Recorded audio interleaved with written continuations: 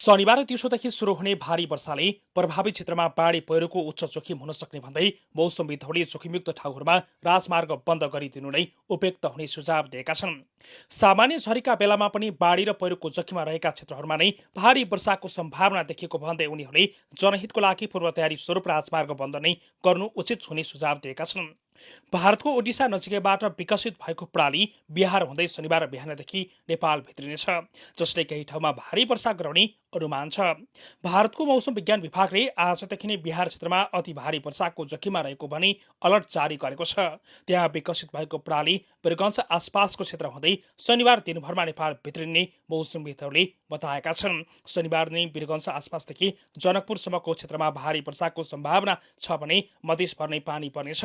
पश्चिममा बुटोल भैरवादेखि चितवन, काठमाडौँ, मकवानपुर, हेटौडा हुँदै पानी पार्ने प्रणालीको गोर्खा र तनहुसम्म प्रभावित पार्ने आकलन गरिएको छ। यो प्रणाली काभ्रे, रामेछाप, महोत्तरी लगायतका ठाउँमा शनिबार र आइतबारसम्म सक्रिय हुँदै पूर्वी नेपालबाट बाहिरिनेछ। देशभरको मौसमका क्रमिक रूपमा सुधार हुने सोमबार बिहानसम्म लाग्ने मौसमविदहरूले आकलन गरेका छन्। मौसम पूर्वानुमानका विभिन्न मोडेलहरूले फरक फरक अवस्था देखाए पनि गत वर्ष 11-12 औससका हाराहारीमा पानी पर्ने सम्भावना रहेको मौसमविद डाक्टर विनोद पोखरेल बताउनुहुन्छ। यसपालि भारी वर्षा हुने सम्भावित ठाउँमा काठमाडौँ उपत्यका र विशेष गरी दक्षिणी भाग देखिएको छ। त्यस्तो अवस्थामा राजमार्ग सञ्चालन गरेर यात्रुहरूको ज्यान जोखिममा पार्नुभन्दा बन्द गर्नु नै उचित हुने पोखरेलको सुझाव रहेको छ। काठमाडौँ भित्रिने मुख्य नाका नारायणगढ, मुगलिन, नागढुङ्गा राजमार्गका विभिन्न ठाउँमा यसै पनि पहिरोको जोखिम रहेका छन्। यसैगरी हेटौडाबाट काठमाडौँ आउने सडक बनेपा बर्दिवास राजमार्ग अनि वरपरका जिल्लाबाट राजमार्ग छिर्ने सडकहरूलाई बन्द गर्नु उचित हुने उनीहरू बताउँछन्।